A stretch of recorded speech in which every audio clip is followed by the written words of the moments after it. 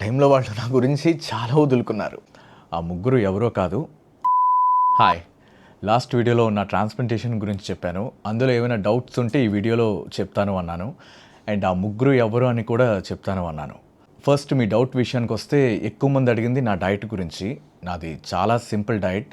నా ట్రాన్స్ప్లాంటేషన్ తర్వాత నేను తీసుకున్నది వాటర్ ఇంటేక్ ఎక్కువగా ఉండేది. స్ప్రౌట్స్, ఫ్రూట్స్, వెజిటేబుల్స్ ఇవే ఎక్కువగా తీసుకునేవాడిని. అప్పుడప్పుడు ఇడ్లీ, దోశ ఉంటుంది, కానీ దేంట్లో సాల్ట్ అనేది ఉండదు. ఆ సాల్ట్ నేను దాదాపు 0 సాల్ట్తోనే 8-9 మంత్స్ వరకు టోటల్ 0 సాల్ట్, ఎందులోని సాల్ట్ ఉండదు. ఇక్కడ నేను మిమ్మల్ని రిక్వెస్ట్ చేసేది ఏంటంటే, నేనేం చెప్పినా నా డైట్ విషయంలో దయచేసి దాన్ని ఫాలో అవ్వకండి. ఎందుకంటే నాకు సెట్ అయ్యేవి మీకు సెట్ అవ్వకపోవచ్చు. మీరు మీ డాక్టర్ చెప్పింది ఫాలో అవ్వండి. ఫిస్టులా గురించి అడిగారు, అది రిమూవ్ చేసాను. ఎందుకంటే నేను వర్కౌట్ అది చేద్దాం అనుకున్నాను కాబట్టి ఆ టైంలో డాక్టర్ని అడిగాను, వర్కౌట్ చేయండి కానీ జాగ్రత్తగా చేయండి, చాలా జాగ్రత్తగా ఉండండి అని చెప్పారు. అంతే జాగ్రత్తగా నేను కూడా వర్కౌట్ అది చేస్తూ ఉంటాను. మరి హెవీగా వెయిట్స్ అవి లిఫ్ట్ చేయను, కానీ జాగ్రత్తగా ఉంటాను. మీరు కూడా జిమ్కి వెళ్ళాలనుకుంటే, ట్రాన్స్ప్లాంటేషన్ అయిన వాళ్ళు దయచేసి డాక్టర్ని అడిగే వెళ్ళండి. తర్వాత డయాలసిస్ ఎక్స్పీరియన్స్ అడిగారు. అది ఎక్స్పీరియన్స్ కాదు. ఎక్స్పీరియన్స్ అంటే మనం ఏదో ఊరు వెళ్ళాం, ఆ ఎక్స్పీరియన్స్ ఎలా ఉంది అని అనొచ్చు, కానీ ఇది ఎక్స్పీరియన్స్ కాదు, అదొక నరకం అనే చెప్పాలి. మామూలుగా అయితే ఉండదు. ఆ టైంలో ఒక పక్క నాకు ఆ పెయిన్ అనేది ఉంటుంది, అట్ ద సేమ్ టైం నాకు విపరీతమైన హెడేక్. అంటే బీపీ చూస్తే చాలా చాలా ఎక్కువ ఉంటుంది, చాలా ఇంకా భరించలేను, అంత హెడేక్ వస్తుంది. ఆ డయాలసిస్ టైంలో నాకు ఆకలేసేది కాదు. జస్ట్ మార్నింగ్ అయితే ఒక అరిడ్లీ తింటే కడుపు నిండిపోయేది. అమ్మ అడిగేది, ఏంట్రా ఏంటి బాబు ఇంకొక ఇడ్లీ వేసుకో అంటే, లేదమ్మా కడుపు నిండిపోయింది. ఓకే, నైట్ ఒక్క పుల్క ఫుల్గా తినేవాడిని కాదు. ఏమో ఆకలేసేది కాదు, ఎప్పుడు కడుపు నిండిపోయినట్టుగానే ఉండేది. డయాలసిస్ చేస్తే అప్పుడు ఆకలేసేది, అది చాలా దారుణం. డయాలసిస్ టైంలో వాటర్ చెప్పాను కదా లాస్ట్ వీడియోలో, 1 లీటర్తో ఇన్ని ట్యాబ్లెట్స్, డే అంతా ఆ 1 లీటర్తోనే అడ్జస్ట్ అవ్వాలి. ఆ టైంలో చూస్తే తెగదాహం వేసేది. అంటే 1 లీటరే కదా తాగమన్నారు డాక్టర్ అన్నట్టు, ఏమో మరి తెలీదు, కానీ అలా అనిపించేది. అండ్ మీ డౌట్స్ అయితే ఇక్కడితో క్లియర్ చేశానని అనుకుంటున్నాను. ఇంకా ఫైనల్గా ఆ ముగ్గురు ఎవరు అనేది చెప్పబోతున్నాను. ఆ ముగ్గురు ఎవరో కాదు, అమ్మ, అన్నయ్య, తమ్ముడు. ఇక్కడేంటంటే, అమ్మ నాకు జన్మనిచ్చి పునర్జన్మనిచ్చింది, అన్నయ్య తండ్రిలా మారిపోయాడు, తమ్ముడు అన్నయ్యలా మారిపోయాడు. అంత జాగ్రత్తగా చూసుకున్నారు నన్ను. చెప్పాలంటే నేను చెన్నైలో ఉండేవాడిని కదా, చెన్నైలో ఉన్నప్పుడు నాకు ప్రాబ్లం అని తెలియగానే అన్నయ్య, తమ్ముడు వచ్చి ఇక్కడ చాలా హాస్పిటల్స్ చూసాం. అన్నయ్య ఒకటి చెప్పాడు, ఇంక నాకు తెలిసి ఇక్కడ వర్కౌట్ అవ్వదురా, కష్టం, నువ్వు మాతో పాటు వచ్చే అని తీసుకెళ్ళిపోయాడు. అక్కడికి వెళ్ళేసరికి నా పాకెట్లో 1 రూపీ లేదు, నా దగ్గర ₹1 లేదు. చాలా చాలా ఇబ్బంది. ఎలా అనుకుంటూ ఉండేవాడిని. ఎందుకు ఒక భయం అంటే, అక్కడ వాళ్ళ ఆర్థిక పరిస్థితి కూడా అంతంత మాత్రమే, కానీ నా దగ్గర డబ్బులు లేవు అన్న దీనికి నన్ను ఏ రోజు తీసుకురాలేదు. ప్రతిదీ అన్నయ్య టోటల్ A to Z అన్నయ్య చూసుకున్నాడు. అండ్ తమ్ముడు, వాడు కూడా సపోర్ట్ చేశాడు అన్నయ్యకి ఆ టైంలో. అండ్ తమ్ముడైతే 24 hours నాతోనే ఉండేవాడు. ఇక్కడ తమ్ముడు గురించి చెప్పాలి. వాడేంటంటే, ఇప్పుడు అన్నయ్య అని కాదు, వాడు నాకు ఎప్పుడూ నాకే కాదు మా అన్నయ్యకి అన్నయ్యలాగా ప్రవర్తిస్తూ ఉంటాడు. ఎగ్జాంపుల్కి, నేను డబ్బింగ్ నుంచి లేట్గా వస్తున్నా కానీ, లేదా మూవీకి వెళ్ళినా కానీ ఫోన్ చేస్తాడు. అన్నయ్య కాల్ చేశాడు, ఎక్కడరా ఉన్నావు, ఇలా మూవీకి వెళ్ళానురా, సెకండ్ షో అంటే, సరే జాగ్రత్తగా ఇంటికి వెళ్ళిపో, అంతే అన్నయ్య. కానీ వీడు, ఎక్కడరా ఉన్నావు, ఇలా సెకండ్ షోకి వచ్చానురా మూవీకి, అలాగా ఇప్పుడు అవుద్ది 2:30 అయిపోవచ్చు, సరే కరెక్ట్ 2:30 కాల్ చేస్తాడు, అయిపోయిందా సినిమా, అయింది, ఇంటికి ఎంతసేపట్లో వెళ్తావు అంటే, 20 minutes, నైట్ త్వరగానే వెళ్ళిపోతాను. కరెక్ట్గా 20 minutes అయ్యేసరికి బండి పార్క్ చేస్తూ ఉంటే కరెక్ట్ కాల్, ఎక్కడరా ఉన్నావు, ఇదో బండి పార్క్ చేస్తున్నాను, నేను వెళ్ళిపోతానులే, లేదు నేను లైన్లోనే ఉంటాను, నువ్వు వెళ్ళు అని ఇంటి లోపలికి ఎంటర్ అయ్యి, గేట్ వేసి, ఇప్పుడు పడుకుంటున్నాను రా, ఓకే అయితే నేను పడుకుంటా అంటే, అంత ప్రేమగా చూసుకుంటాడు వాడు. అంత పిచ్చి.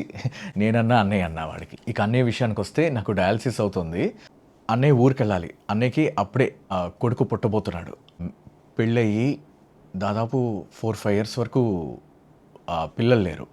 కాబట్టి చాలా హ్యాపీగా ఉన్నాడు. ఆ టైంలో మాకు చాలా హ్యాపీ.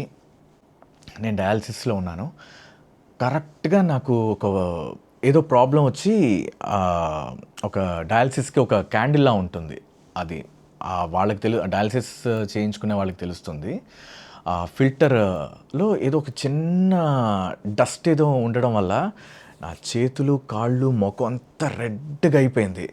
వెంటనే అది తీసి ఆ క్యాండిల్స్ రిమూవ్ చేసి మళ్ళీ కొత్తదేదో పెట్టి ఇచ్చేశారు. దెబ్బకి మా అన్నయ్య వెళ్ళలే. నాతోనే ఉండిపోయాడు. అంతా క్లియర్ అయిన తర్వాత అప్పుడు వెళ్ళి కొడుకుని చూసుకొని వచ్చాడు మా అన్నయ్య. నేను అప్పటికి చెప్తున్నాను, నువ్వు వెళ్ళరా అని. లేదురా, నీదయిన తర్వాత వెళ్తాను అని వెళ్ళాడు, చూసుకున్నాడు. నెక్స్ట్ డే మళ్ళీ వెంటనే వచ్చేసాడు. ఆ టైంలో డయాలసిస్‌కి నేను చాలామందిని చూశాను. డయాలసిస్‌లో కొందరైతే సింగిల్గా వస్తారు, చేయించుకొని వెళ్ళిపోతారు. లేదా ఒక వైఫ్ అండ్ హస్బెండ్ వస్తారు. మా దీంట్లో మాత్రం నేను, అన్నయ్య, అమ్మ, తమ్ముడు నలుగురం వెళ్తాం. ఆ టైంలో ఏంటంటే మాకెళ్ళడానికి, మేము ఉండే ప్లేస్ నుంచి హాస్పిటల్కి వెళ్ళడానికి దాదాపు 40-50 కిలోమీటర్స్. నేను మహా అయితే 2 సార్లు, ఒకసారి డైరెక్ట్గా ఆటోలో వెళ్ళా, తర్వాత బస్సులో వెళ్ళా. అప్పటికి కార్ లేదు. నేను చాలా ఇబ్బందిగా ఫీల్ అయ్యాను. అది చూసి అన్నయ్య వెంటనే కార్ తీసుకున్నాడు. ఎందుకురా, ఎలారా అంటే, లేదు ఫస్ట్ నీకు కంఫర్ట్గా ఉండాలి కార్లో అని చెప్పి అంత ఇదిగా చూసుకున్నాడు అన్నయ్య.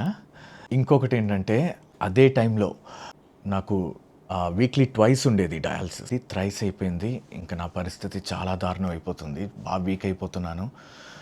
అండ్ ఇందాక మీతో చెప్పాను కదా, ఇద్దరు ఒకళ్ళు ఇటు ఒకళ్ళు అటు అని. ఎవరో కాదు, మా అన్నయ్య, తమ్ముడే. వాళ్ళే నన్ను ఒక సైడ్ ఇటు అటు.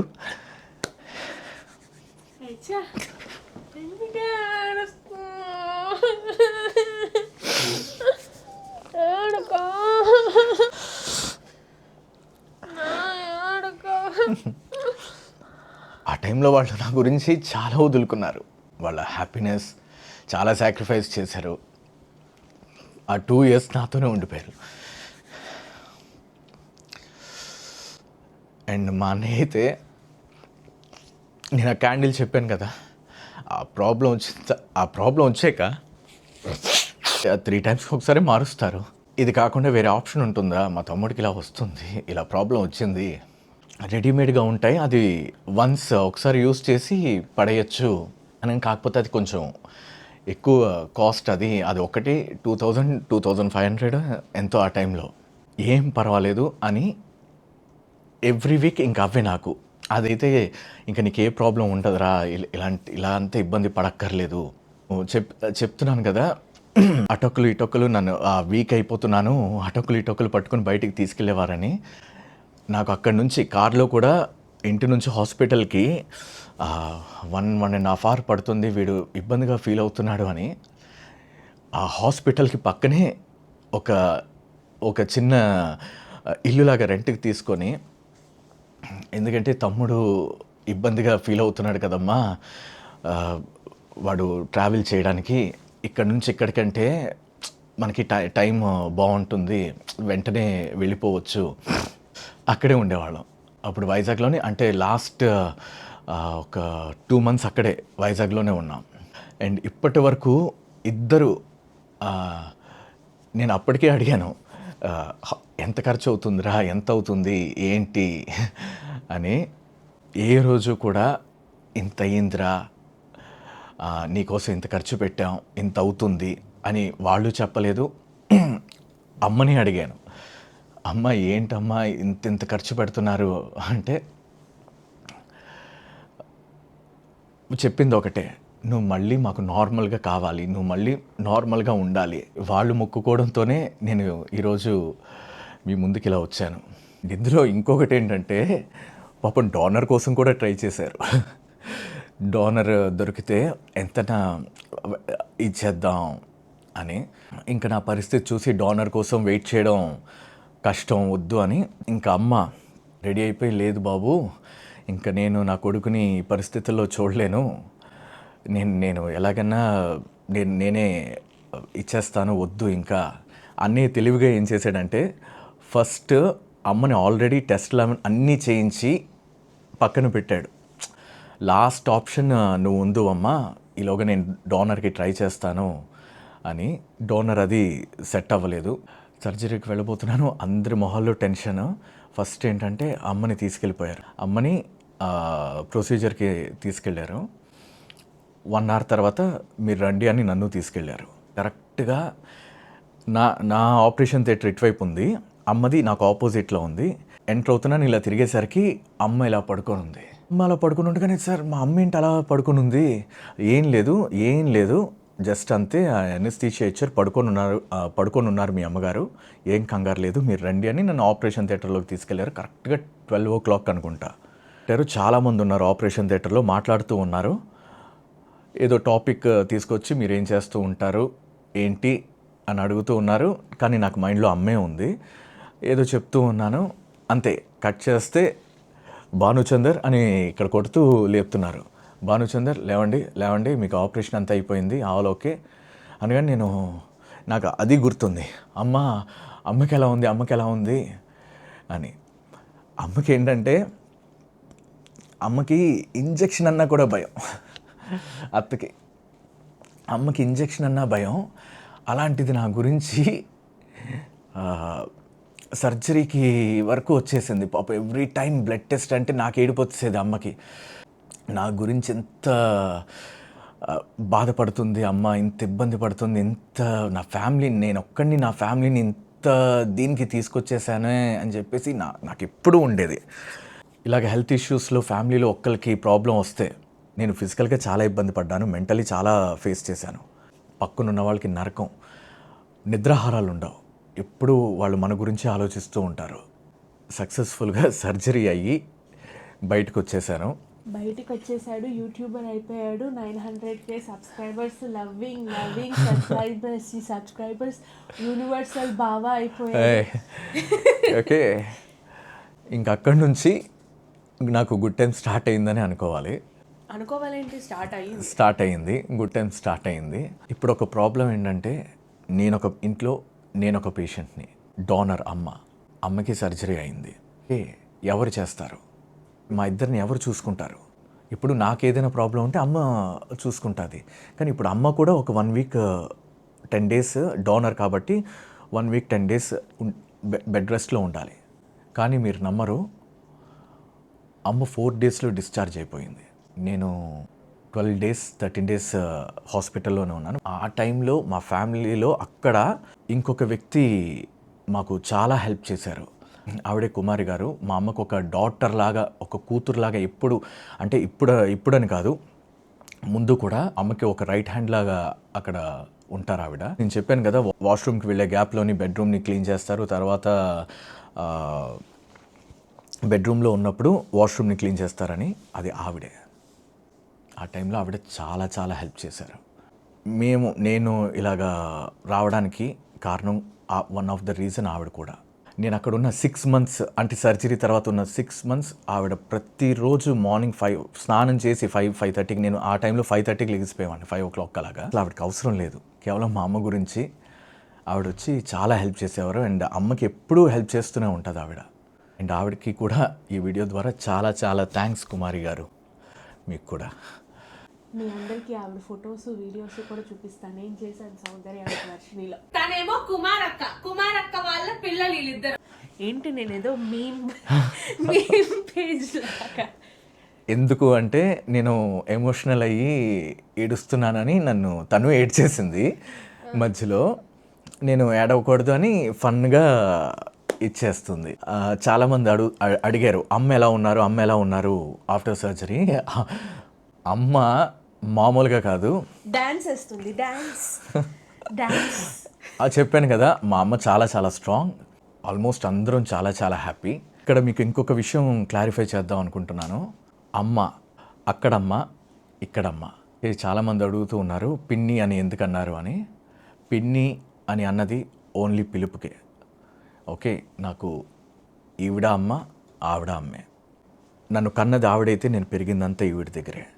వితిన్ 6 monthsలో మళ్ళీ నన్ను ఈవిడ దగ్గరికి పంపించిందంటే ఆవిడకి ఈవిడ మీద ఎంత నమ్మకం లేకపోతే పంపిస్తుంది. అండ్ మీకు సింపుల్గా చెప్పాలంటే నేను 2 అమ్మల ముద్దుల కొడుకుని. ఇంకా నేను నెమ్మదిగా రికవర్ అవుతున్నాను. ఏంటంటే నా మైండ్ ఇంకా చెన్నై వైపు వచ్చింది. ఇక్కడ అమ్మ ఒంటరిగా ఉంది సౌందర్యవర్షినితో, వాళ్ళ దగ్గరికి వెళ్ళాలి. ఎందుకంటే నేను ఇక్కడ నుంచి వెళ్తున్నప్పుడు సౌందర్యతో చెప్పాను, సౌందర్య అత్తని జాగ్రత్తగా చూసుకో, నేను ఎలాగైనా వస్తాను మళ్ళీ మీ దగ్గరికి అని చెప్పి వెళ్ళాను. అలాగే 6th monthలో నేను ఇంకా ఎలాగైనా వెళ్ళాలి, అట్లీస్ట్ నా మెడిసిన్ డబ్బులైనా నాకు అయ్యే మందులైనా నేను అక్కడికి వెళ్ళి సంపాదించుకొని నా మందుల డబ్బులైనా నేను తెచ్చుకుంటాను. ఇంకా అమ్మని అన్నయ్యని తమ్ముడిని ఒప్పించి నేను చెన్నైకి బయలుదేరి వచ్చాను. ఇక్కడికి వచ్చిన తర్వాత కూడా దాదాపు 6 months అన్నయ్య నాకు మెడిసిన్స్ పంపించేవాడు. అండ్ ఇప్పటి వరకు ఏ రోజు కూడా నేను అడుగుతూ ఉంటాను, ఒరే అప్పుడు నా సర్జరీకి ఎంత అయిందిరా, ఒక 20 lakhs అయి ఉంటుంది కదా, ఒక 25 lakhs అయి ఉంటుంది కదా, నీకెందుకు రాదంతా? ఏ రోజు ఇప్పటి వరకు కూడా నాకు చెప్పలేదు. ఎందుకంటే నా మెడిసిన్స్ కానీ ఆ 2 years మొత్తం నేను వాళ్ళ మీదే డిపెండ్ అయి ఉన్నాను. ఏ రోజు కూడా నేను ఎన్నిసార్లు అడిగినా కానీ చెప్పలేదు. ఇప్పటికీ ఆ టాపిక్ వస్తేనే సీరియస్ అయిపోతారు. అంత బెస్ట్ బ్రదర్స్. అండ్ నేను కోరుకునేది ఇలాంటి బ్రదర్సే అందరికీ ఉండాలని. అండ్ చాలామందిని చూశాను కమెంట్స్లో, నేను మా అక్కకి ఇచ్చాను, మా చెల్లికి ఇచ్చాను, మా అన్నయ్యకి ఇచ్చాను అని అంటున్నారు. నిజంగా అలాంటి వాళ్ళందరికీ పాదాభివందనాలు. ఇప్పుడు ఆల్మోస్ట్ ఫ్యామిలీ అందరం చాలా హ్యాపీ. అన్నయ్యకి 2 కొడుకులు ఉన్నారు అండ్ తమ్ముడు కూడా పెళ్ళయ్యి వాడికి రీసెంట్గా కొడుకు పుట్టాడు. చాలా హ్యాపీగా ఉన్నాం.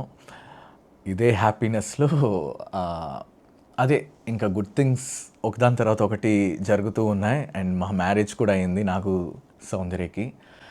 మీరు వచ్చారు, వెరీ లవింగ్ పీపుల్ మమ్మల్ని ఇంత లవ్ చేసి ఇంత ప్రేమించి, అన్న మీరు బాగోవాలన్నా, మీరు ఎప్పుడు హ్యాపీగా ఉండాలి అని మీరు దీవిస్తూ ఉన్నారు. అవన్నీ ఆ కమెంట్స్ అన్నీ చూసి చాలా హ్యాపీగా అనిపిస్తూ ఉంటుంది. తర్వాత నేను ఎప్పుడైనా ఊరు వెళ్తే అమ్మ, అన్నయ్య, తమ్ముడితో మాట్లాడిస్తాను. Thank you. బాయ్.